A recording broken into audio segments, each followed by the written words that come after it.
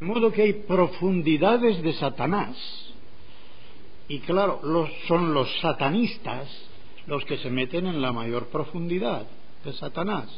Pero también, y seguramente todos o casi todos lo sabéis, todo lo que huele a ocultismo entra dentro de las profundidades de Satanás. Por eso no se puede jugar con cosas de ocultismo, no se puede jugar, no hay juguetes válidos para eso. Uno llega a meterse en las profundidades de Satanás y, naturalmente, si es creyente, saldrá, Dios lo sacará. Pero si no, es muy difícil de alcanzar a uno que ha llegado a esas profundidades. Nosotros vamos a las profundidades de Dios. Y necesitamos de una manera especial al Paráclito, al intérprete, que es el Espíritu Santo. Pero siempre guiados por la palabra de Dios. El Espíritu Santo no puede ir nunca divorciado de la palabra de Dios, porque la palabra con mayúscula hecha persona es el Hijo. Y de la misma manera que el Hijo no puede separarse del Espíritu Santo, el Espíritu Santo tampoco puede separarse del Hijo.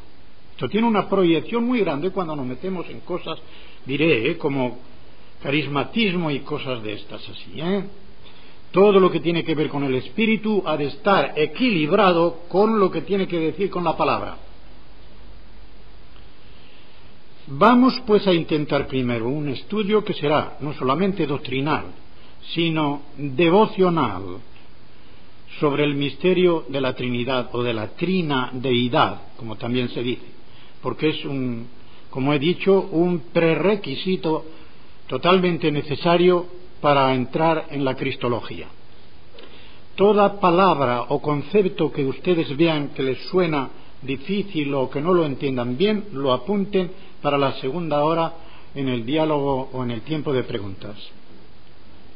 Por el Nuevo Testamento, aunque nunca en la Biblia sale la palabra Trinidad, sabemos que hay tres, que son persona, y por lo tanto, tres personas dentro de un solo Dios, es decir, de una sola y misma naturaleza, esencia, como se la quiera llamar.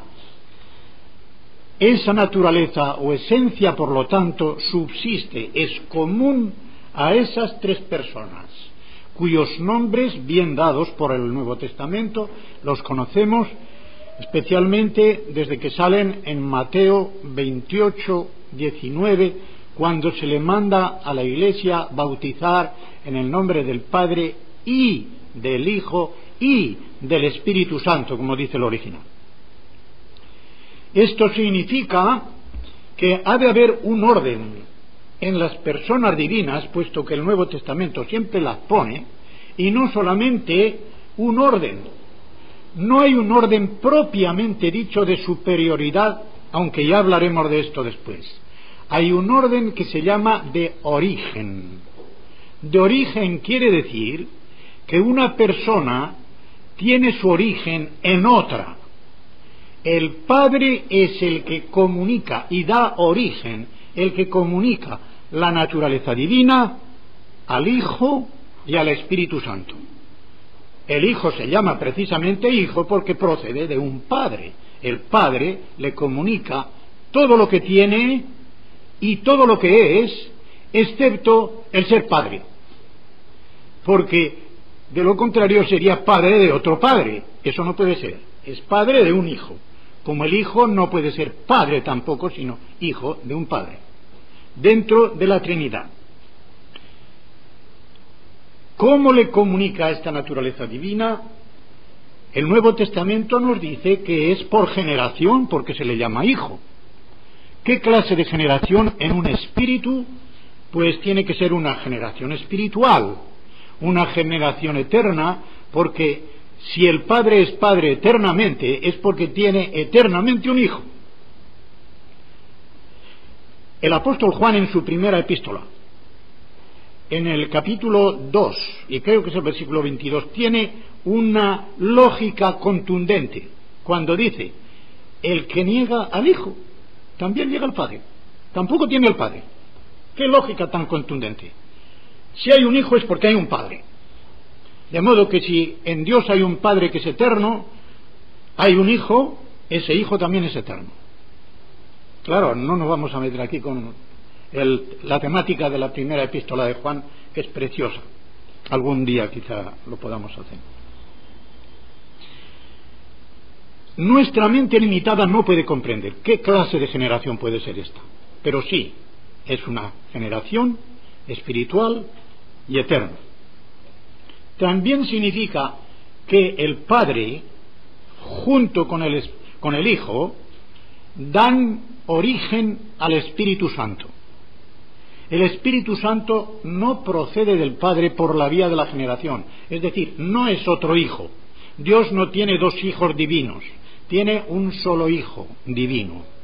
El otro se le llama Espíritu. El aliento personal de Dios Padre y de Dios Hijo es la tercera persona a la cual llamamos Espíritu Santo. Tengo aquí el original contra el cual no hay apelación, el texto crítico griego del Nuevo Testamento. Voy a leerles el versículo 26 del capítulo 15 de Juan. Les voy a decir una cosa, esta idea la leí de un misionero norteamericano que decía: no hay mejor tratado del Espíritu Santo en ningún libro, ni en la Biblia, mejor que el que tenemos en los capítulos 14, 15 y 16 del Evangelio de San Juan. Cuando se leen bien estos tres capítulos y se meditan, la cantidad de doctrina acerca de la Trinidad, pero especialmente del Espíritu Santo, es fabulosa. Y este versículo lo voy a decir como debe traducirse del original, porque ni aun esta, que es la que yo revisé, la Reina Valera 1977, lo tiene exactamente. No voy a decir por qué. Había limitaciones de no salirse demasiado de otras ediciones de la Reina Valera, pero yo mismo lo he corregido con bolígrafo. Tengo Efesios completamente hecho una calamidad porque he puesto del original con bolígrafo todo lo que debe ponerse. Dice así: cuando venga el Paráclito. Paráclito es una voz griega que significa kletos, llamado, para, junto a.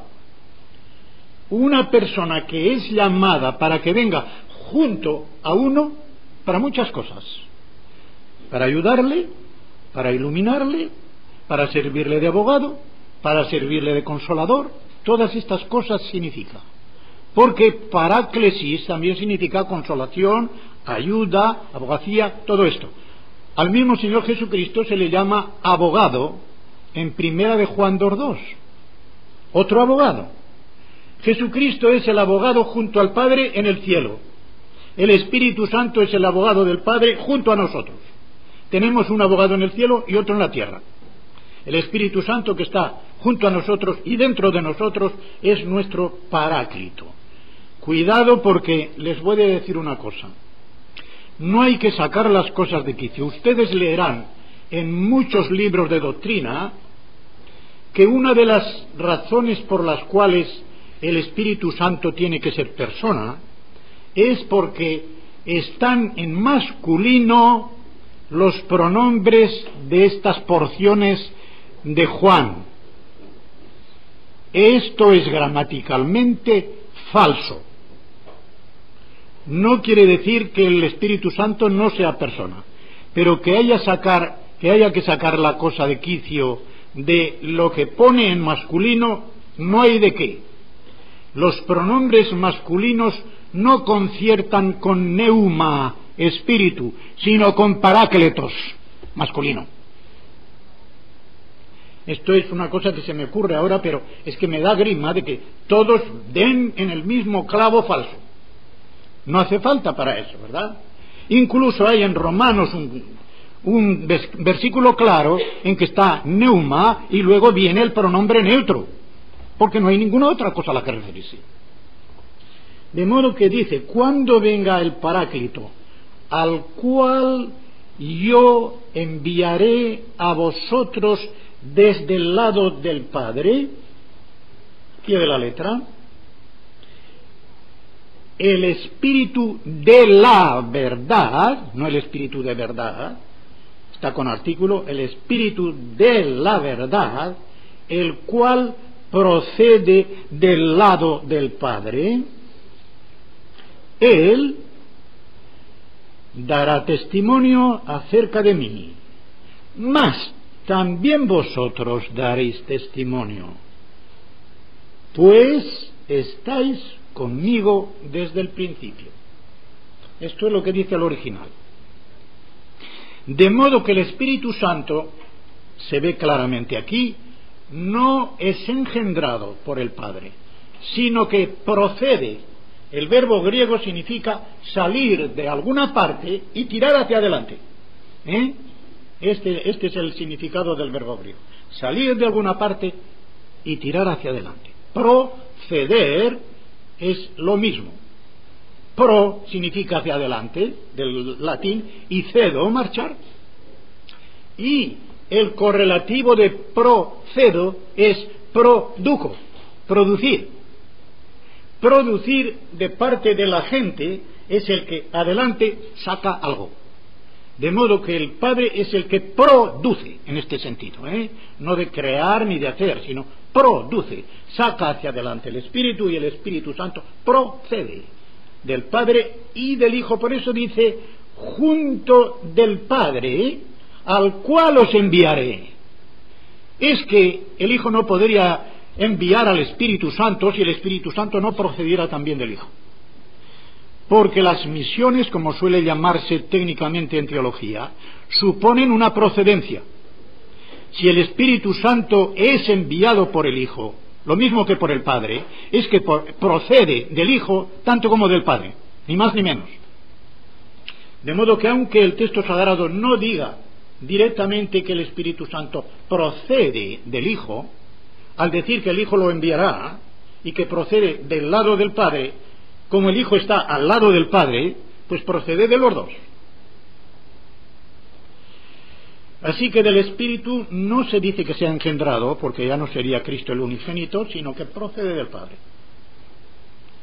La vida divina que tiene su origen en el Padre y se comunica a las dos personas, el Hijo y el Espíritu Santo, tiene por ser una vida un movimiento de recirculación.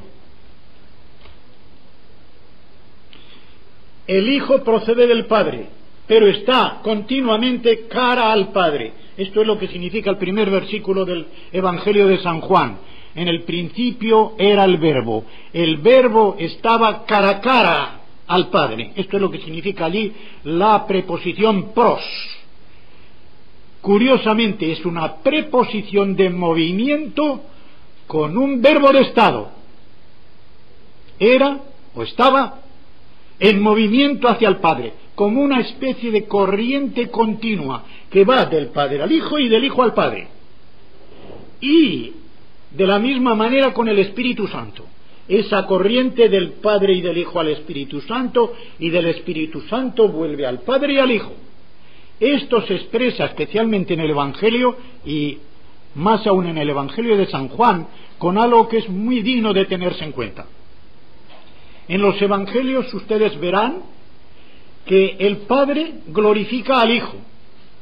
El Hijo nunca se glorifica a sí mismo, sino que glorifica al Padre. Y el Espíritu Santo nunca se glorifica a sí mismo, sino que glorifica al Hijo. Cada persona glorifica a la otra. ¿Por qué? Porque en Dios la generosidad, o por decirlo de otra manera, el altruismo es absoluto, infinito. Ninguna de las tres personas puede tener ni un átomo de egoísmo. Y Dios en totalidad de las tres personas no puede tener ni un átomo de egoísmo, por muchas razones. Primeramente es infinitamente rico. Segundamente es infinitamente amoroso y generoso. Está para darse. Y de esta manera es el modelo de cada uno de los creyentes que han de aspirar a imitar a Dios dándose y sirviendo, en vez de buscar su propio bien, su propia comodidad, el que le sirvan los demás. Hermanos, esto tiene una prolongación tremenda ya desde el principio al estudiar la Trinidad. Pues bien, los escritores griegos llamaron a esta recirculación de la vida divina pericóresis, que significa el ir dando vueltas, el ir en derredor. Peri significa en derredor en griego, y córesis, de ahí viene también coro y danza, ir como saltando para dar más expresión a lo que es la vida divina, como algo de movimiento. Y los latinos, que en realidad, o sea, los del oeste, los teólogos del oeste, al contrario que los del este, les voy a decir que quienes mejor conservaron la tradición de esta doctrina de la Trinidad no fueron los teólogos occidentales, sino los del Oriente. Los griegos, los orientales, conservaron esto mucho mejor, y la doctrina de la Trinidad. Lo llamaron pericóresis, vuelta alrededor. Los otros lo llamaron circumincesión en latín. No circuncisión, cuidado. Circumincesión. Pericóresis significa circumincesión. Ir en procesión o ir dando vueltas alrededor, dando. Circumincesión significa estar sentados alrededor.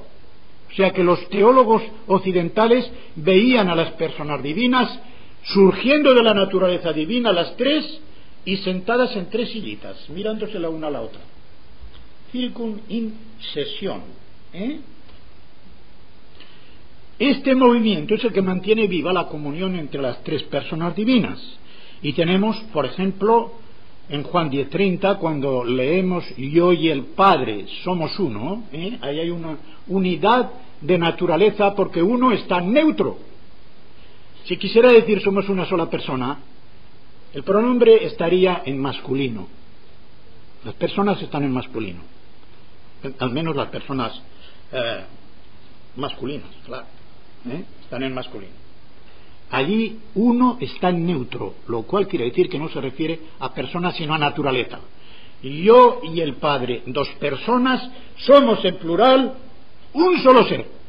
Esto es lo que quiere decir, un solo ser divino, no una persona, sino un solo ser divino.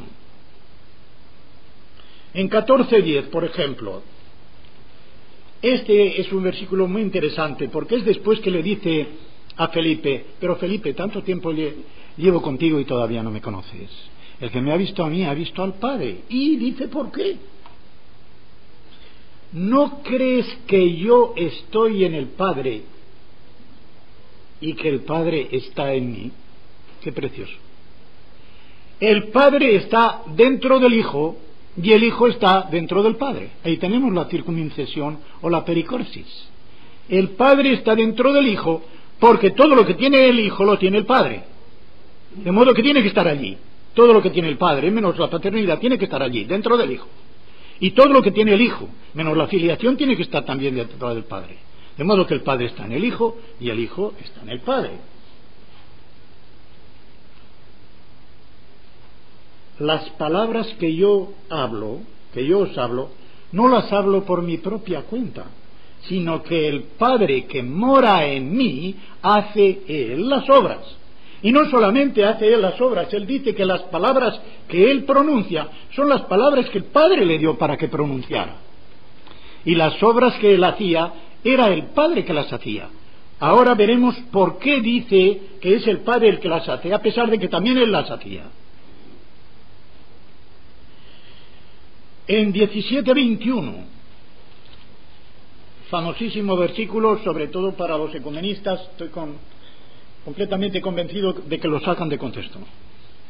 Para que todos sean uno, está hablando Jesucristo al Padre, para que todos sean uno, una misma cosa, igual que en 10:30, como tú, oh Padre, en mí y yo en ti, otra vez, que también ellos sean uno en nosotros.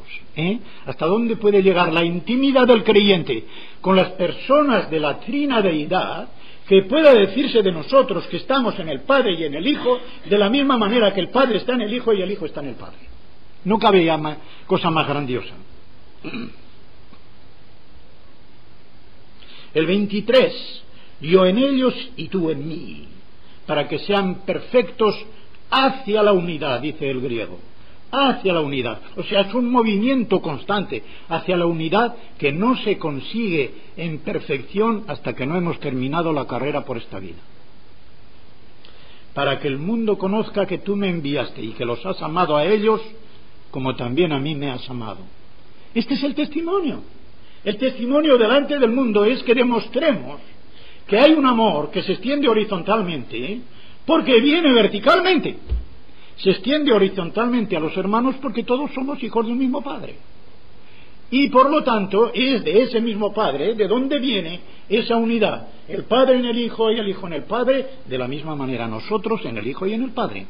Cuando en la primera epístola el apóstol Juan comienza diciendo sobre el verbo de vida, dice para que también vosotros tengáis comunión con nosotros de la misma manera que nosotros tenemos comunión con el Padre y con el Hijo. Nuestra comunión es con el Padre y con el Hijo. Y os hablamos esto, además dice, para que vuestro gozo sea completo. También el versículo 26. Estoy en el capítulo 17. Les he dado a conocer tu nombre. Ya saben que nombre en la Biblia no significa una etiqueta. Significa el símbolo de la persona como tal. El nombre es la persona. Para los judíos, para los hebreos, el nombre es la persona. Les ha dado a conocer tu nombre. El Hijo nos dio a conocer al Padre. Nos hizo la exégesis del Padre. Eso dice el original en Juan 1:18, exegesato. Nos hizo la exégesis del Padre. Les he dado a conocer tu nombre y lo daré a conocer aún, como diciendo, no he terminado todavía, para que el amor con que me has amado esté en ellos y yo en ellos. ¿Recuerdan? En la primera de Juan, en el capítulo 4, hay 3 definiciones de Dios en el Nuevo Testamento. Una está en Juan 4:24, donde dice, Dios es espíritu. Nos da su naturaleza. Y otras 2 nos van a dar lo que es en santidad y en amor. Primera de Juan 1:5, Dios es luz, la santidad. Primera de Juan 4, esta vez se repite, para ver que el amor es lo primero y lo mayor. En el versículo 8 y en el versículo 16, Dios es amor. Y en el versículo 16 sigue, comienza diciendo, y nosotros conocemos y creemos en el amor porque Dios es amor. Y el que ama permanece en Dios y Dios en él. ¡Qué cosa tan preciosa!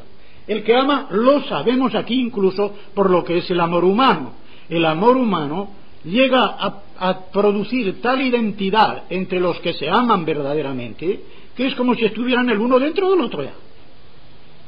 Pues bien, el que ama está dentro del amor, y como Dios es amor, tiene que estar dentro de Dios, y Dios naturalmente está dentro de él. Podremos decir que Dios y yo, si permanecemos en el amor, somos transformados en la misma meta. Él no tiene que ser transformado porque es amor, pero yo sí soy transformado en el amor de Dios y por lo tanto soy transformado en Dios. De alguna manera, en cuanto cabe a una criatura limitada, somos transformados en Dios. Cuando Agustín de Hipona estaba hablando de aquello que tenemos en el capítulo 5 de Mateo, acerca de los tesoros. No os hagáis tesoros en la tierra, haceos tesoros en el cielo. Y termina diciendo, porque donde está tu tesoro está tu corazón. Como diciendo, el tesoro es como un imán, atrae el corazón, y no solamente lo atrae, lo transforma. Y dice Agustín de Hipona, ¿te das cuenta? Te vas a quedar transformado en aquello que amas. Amas tierra, te convertirás en tierra. Amas dinero, tu corazón va a ser dinero.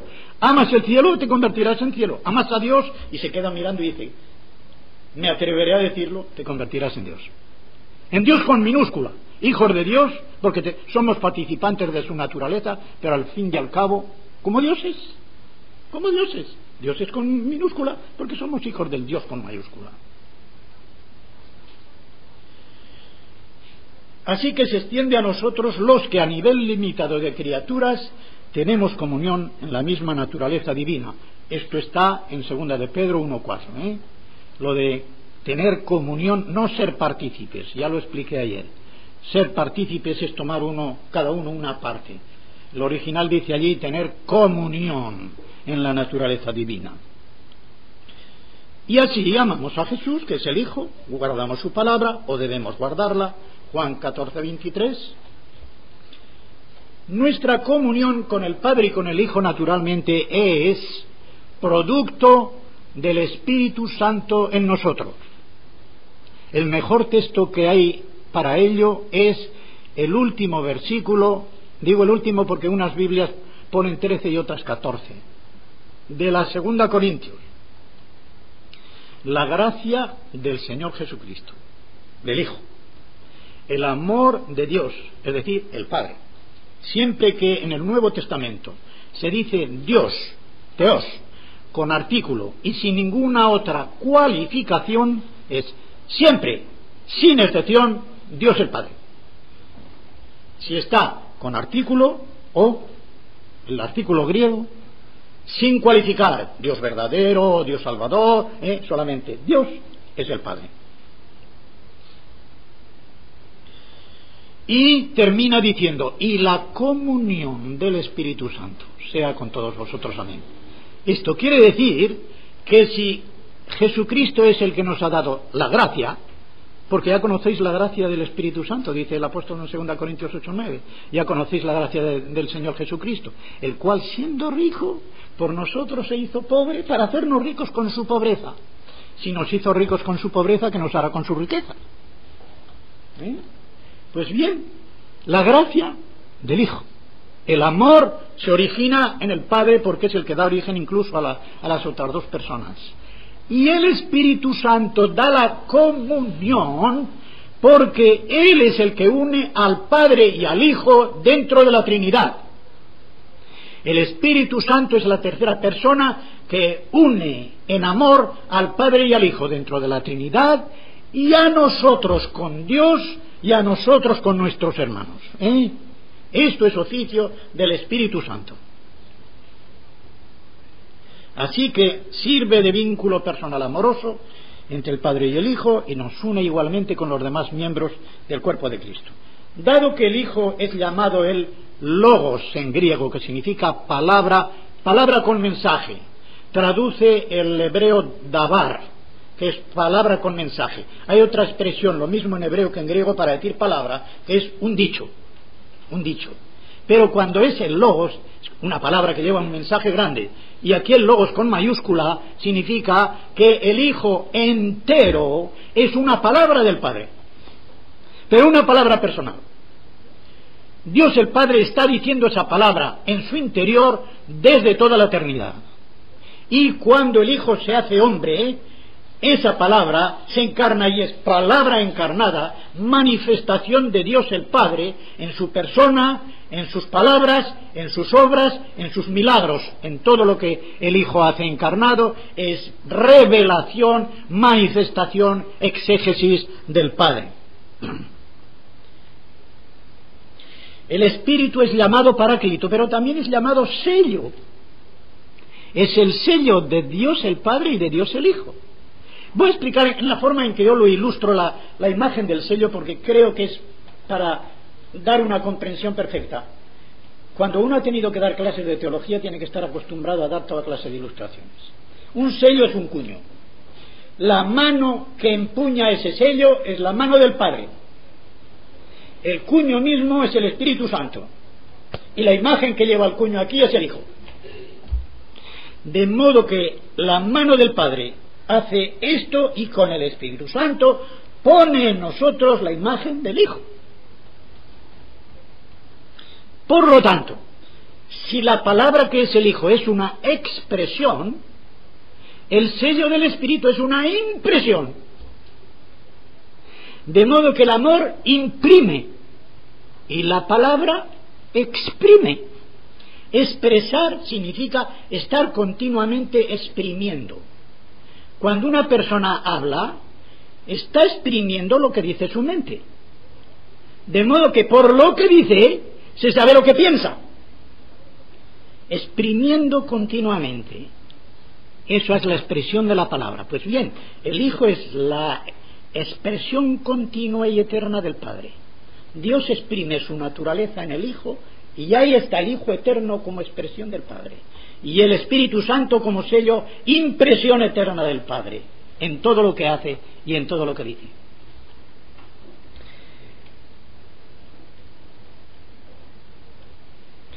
Una de las razones por las cuales sabemos que el Espíritu Santo procede del Hijo también es porque en el Nuevo Testamento se le llama a veces Espíritu de Jesús. Al hablar de la libertad, recuerden que 2 Corintios 3:17 es un versículo muy bueno porque dice: donde está el Espíritu de Dios hay libertad. Y dice que el Espíritu es el Señor.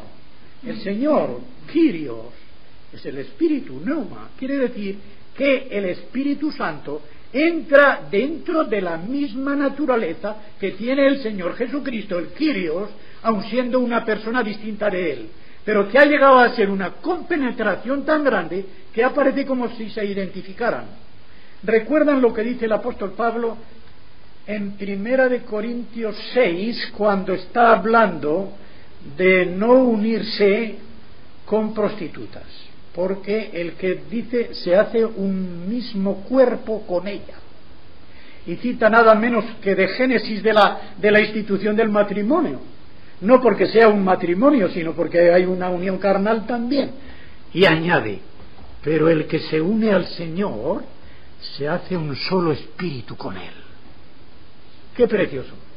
De modo que la carne une carne, pero el espíritu une espíritu.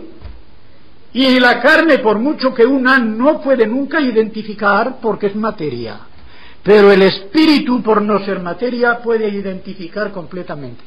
Como alguien ha dicho, dos estrellas que están próximas no se unen por sus masas, sino por sus luces. Parecen una sola luz, aunque sean dos estrellas, se unen por la luz, no por la masa. Igual pasa, el que se une al Señor se une en espíritu y se hace como un solo espíritu con Él. La unión en la carne es una unión carnal, no pasa de ahí.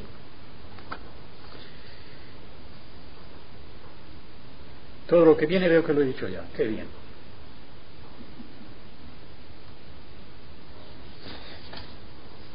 Ya puedo saltarme todo este toque. Si observamos Lucas 24, tanto el versículo 32 como en el 45,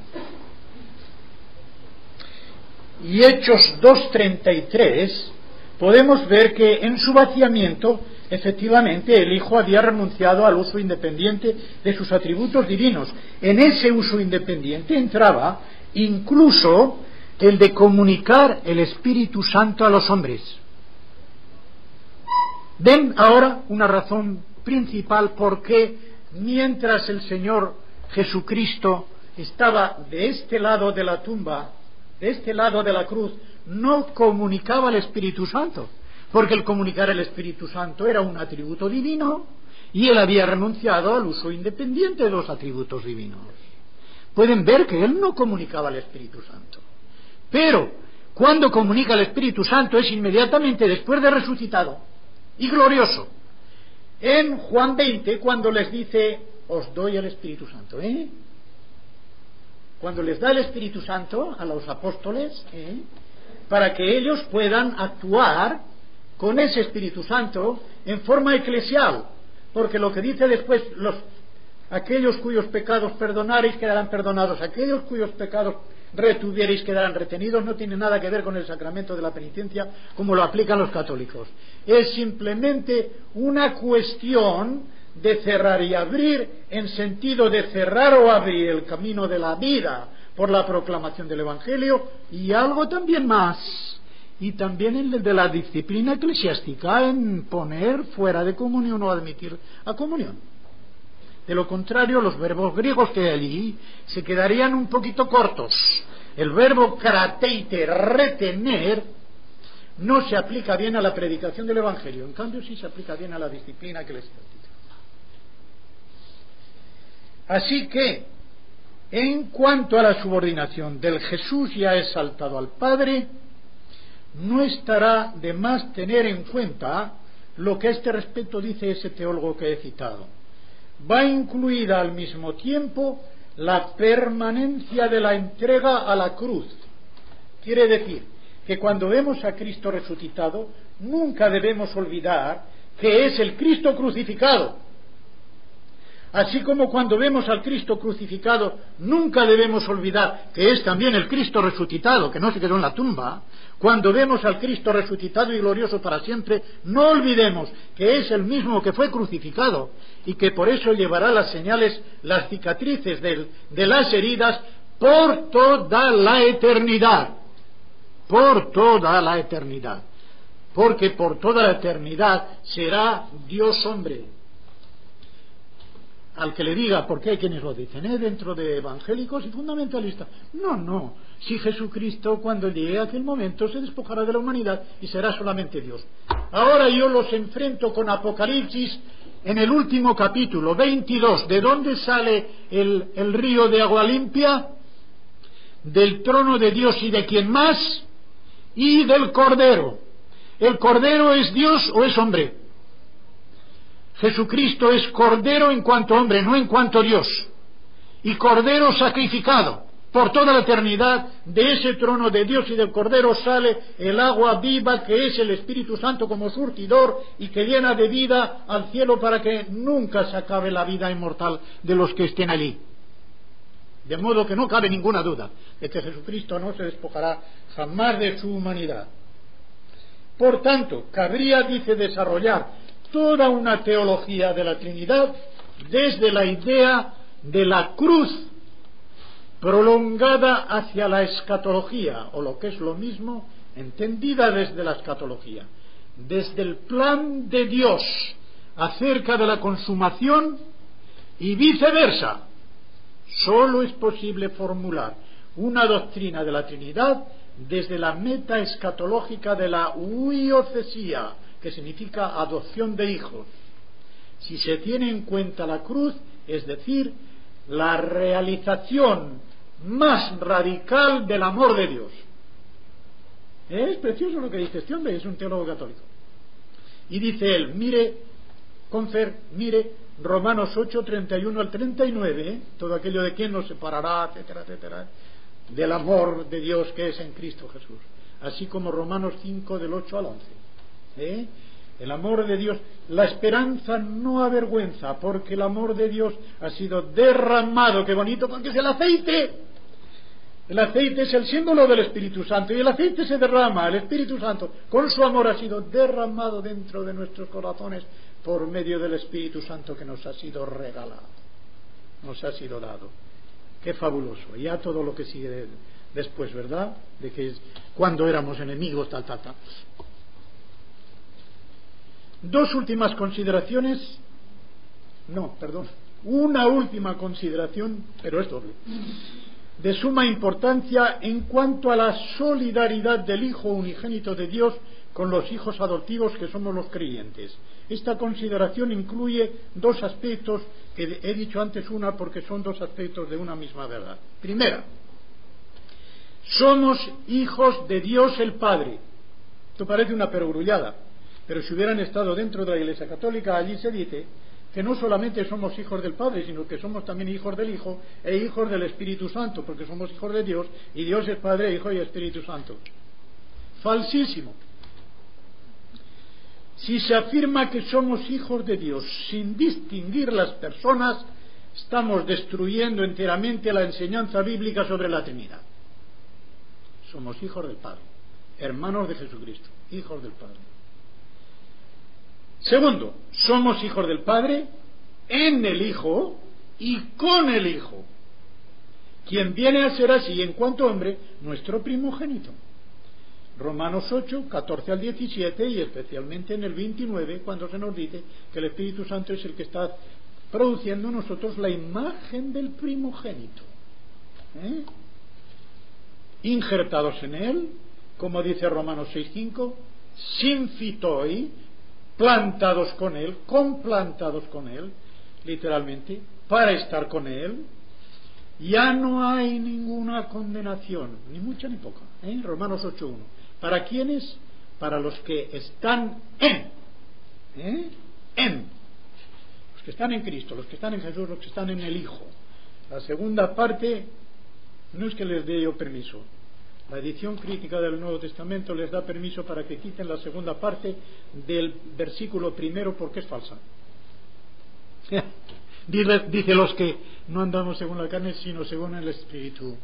El andar no tiene que ver nada con la unión, tiene que ver con la comunión.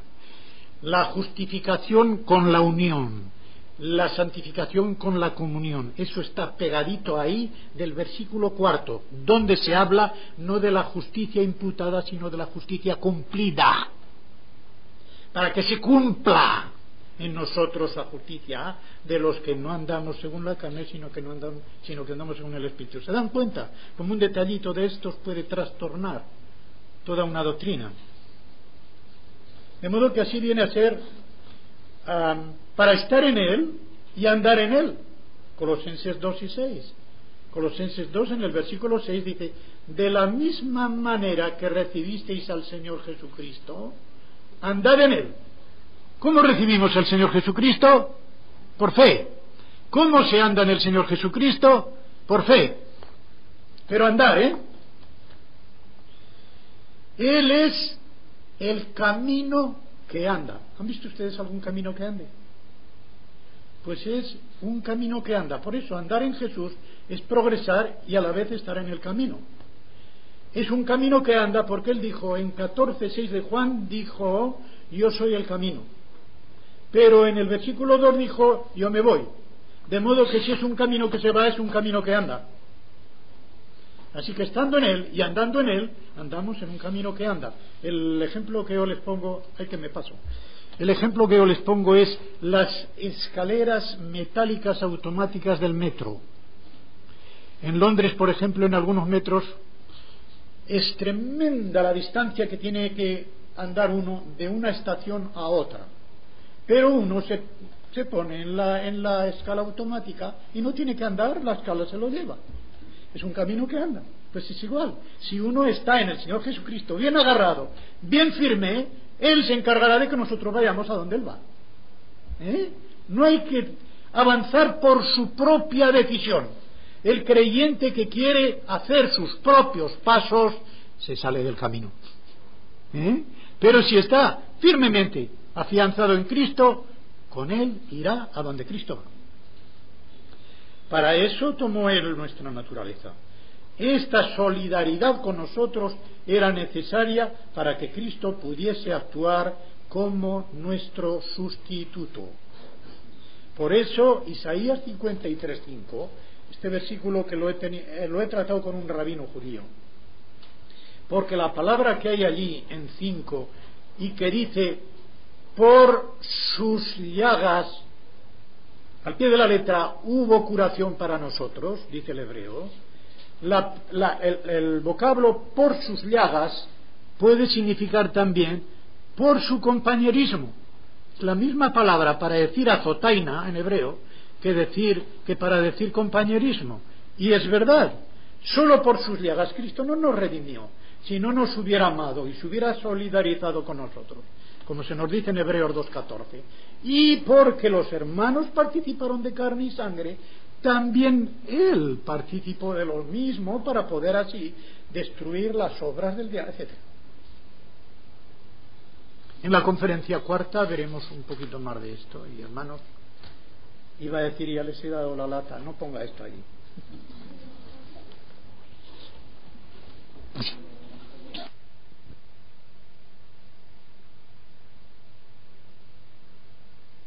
Concierne a lo que diremos mañana. Mejor es no moverla. Voy a decir cuál. Si Jesucristo, el Hijo de Dios, es el Logos, la palabra, podríamos decir lo mismo de la palabra del Señor. 2 Tesalonicenses 3:1. Esta viene mañana, porque es Jesucristo el revelador del Padre. Y allí hablaré de la distinción que hay entre la palabra con mayúscula, que es el Logos personal, y la palabra inspirada por Dios en la Biblia. Las otras dos sí que son de hoy. La primera dice: ¿qué base tenemos para decir que el Señor tendrá las llagas de la cruz por toda la eternidad? No tengo que decir quién la dice, ¿no? Aunque está firmada.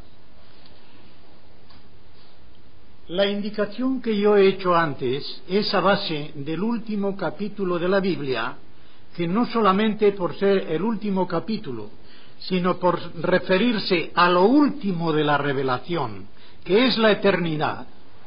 Saben que los capítulos 21 y 22 de Apocalipsis tienen que ver con la eternidad. El capítulo 20 nos ha traído el juicio delante del trono blanco, y allí se acabó ya la dispersión de unos para un lado y otros para otro para siempre. Viene la eternidad, y en ese último capítulo, como he dicho, el río de agua viva. Vamos a verlo cómo lo pone. Después me mostró un río limpio de agua de vida, o de agua viva, resplandeciente como cristal, que salía del trono de Dios y del Cordero. El Cordero significa Jesucristo, Hijo de Dios, encarnado y crucificado. Es Cordero en cuanto a que es inmolado. Y aquí empalmo con otro versículo del mismo Apocalipsis muy importante, que está en el capítulo 5.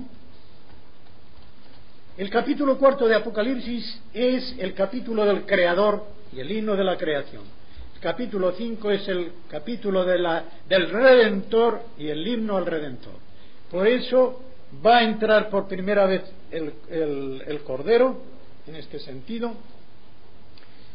5:5 de Apocalipsis dice: uno de los ancianos me dijo, no llores más. Juan estaba llorando porque no había nadie que pudiera abrir el libro de la historia futura. Solo lo sabe Dios. ¿Quién lo iba a abrir? Pues alguien que fuese Dios. El Cordero lo iba a abrir. Iba a decir todo lo que faltaba por suceder.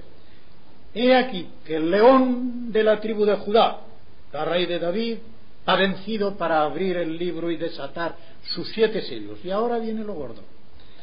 Él está esperando ver un león, y lo que ve es un cordero.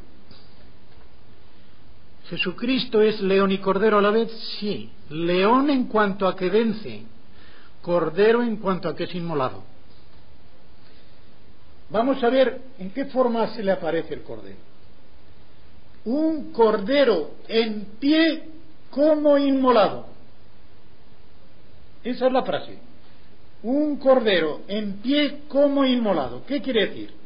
Estaba en pie porque estaba vivo, pero estaba como inmolado, literalmente como degollado, ¿será? ¿Qué es lo que se hacía con los corderos? Aunque Jesucristo no fue degollado, sino que fue crucificado, pero para seguir la metáfora había que decir degollado, ¿eh? En el original, vamos a ver el original de 5:6. Pero tiene que ser el verbo degollar.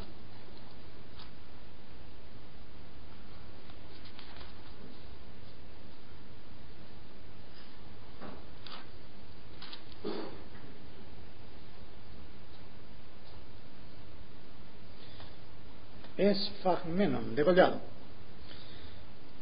Esphagmenon, esto es muy interesante porque me da la oportunidad de responder todavía mejor a la pregunta. Esphagmenon es el verbo degollar, pero está en participio de pretérito perfecto. Eso se conoce por el acento menon en la E y por la E que lleva adelante, que es lo que se llama aumento, que solo se da en el aoristo y en el pretérito perfecto. De lo contrario estaría solamente esphagmenon, pero no la E. Pretérito perfecto en griego quiere decir que es una acción del pasado que continúa indefinidamente. Esa acción continúa indefinidamente. Por ejemplo, si dice perdonado y está en pretérito perfecto, para siempre. Santificado está en pretérito perfecto, para siempre. Una acción del pasado que dura siempre. En cambio, el aoristo indefinido es una acción ¡pa! Como cuando dice, si decimos que no hemos pecado, hemos pecado es pretérito perfecto en castellano, pero no en griego. En griego está en aoristo. En cambio, continuar pecando está en presente. Y haber pecado y continuar, pretérito perfecto. Un poquito de gramática y nos da todo. De pie como inmolado. Por eso en el capítulo 1, cuando aparece por primera vez Jesucristo, aquella aparición a Juan, dice: yo soy el que estoy vivo y estuve muerto. Fíjense, estuve aoristo muerto, pero estoy continuamente vivo. De modo que está en pie, pero inmolado, quiere decir llevando las señales de la inmolación. En cuanto a cordero degollado, pero como sabemos que fue crucificado, las señales de la inmolación no es el degüello, sino las señales que hay en las manos y en los pies.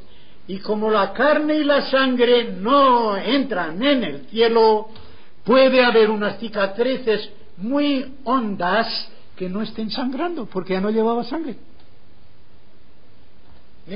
De modo que cicatrices profundas, lo mismo en las manos que en los pies y en el costado, sin sangrar, porque aun siendo vivo es un cuerpo que no tiene sangre, ni la necesita.